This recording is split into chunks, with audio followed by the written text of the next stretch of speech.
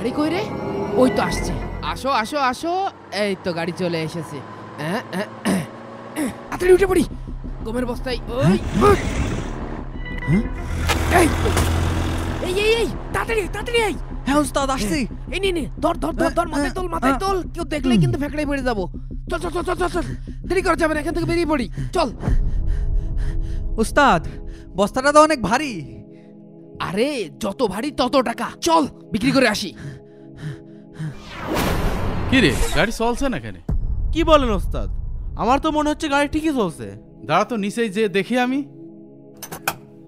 এই লোড গাড়ি নিয়ে মাঝপথে কি বিপদে পড়লাম এখন।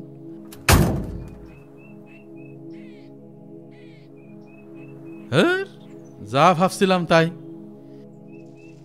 ধুর, এই টিপটা না পৌঁছাতে পারলে তো আমার অনেক বড় ক্ষতি হয়ে যাবে না। এই আশেপাশে কোনো গ্যারেজ আছে নাকি? ওস্তাদ সামনে একটা ভালো গ্যারেজ আছে, চলেন ওইখানেই যাই। হ্যাঁ চল যাই। হ্যাঁ চলেন।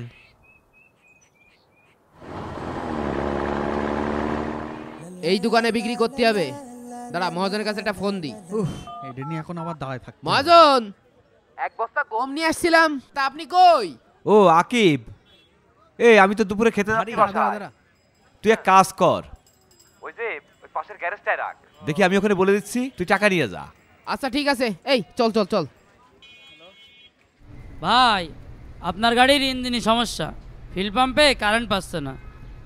আপনি একটু বসেন, আমি দেখে ঠিক করে দিচ্ছি। আচ্ছা একটু তাড়াতাড়ি দেখেন। আচ্ছা ঠিক আছে ভাই, আপনি বসেন।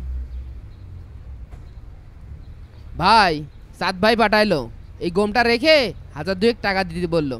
ও আচ্ছা বসেন, হাতে একটু কাজ আছে, হাতের কাজটা সেরে দিচ্ছি। আচ্ছা ঠিক আছে, আমরা বসছি। এই চল তো ওখানে যে বসি।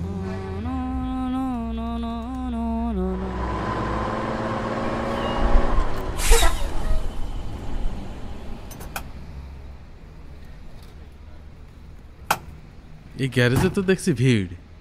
এই গাড়ি সারতে যে কতক্ষণ লাগাবে না আল্লাহ।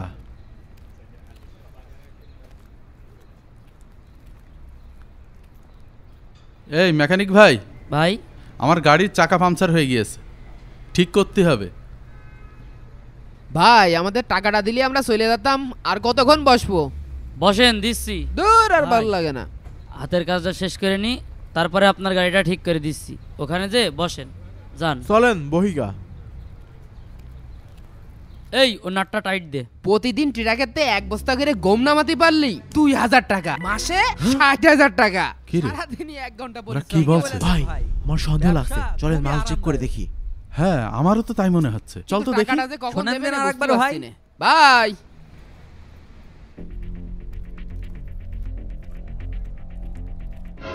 আরে এই জায়গায় সেই বস্তাটা কই? ওস্তাদ যা সন্দেহ করেছিলাম তাই, ওরাই চোর। হ্যাঁ হ্যাঁ, ওদের এক্ষুনি ধরতে হবে, ওরা প্রতিনিয়ত এই কাজ করছে।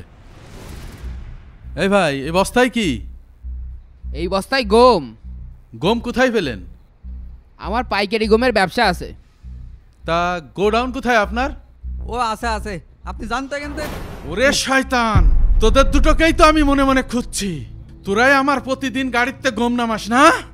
প্রতিদিন কেন আমার গাড়িতে এক বস্তা করে গম শর্ট পড়ে?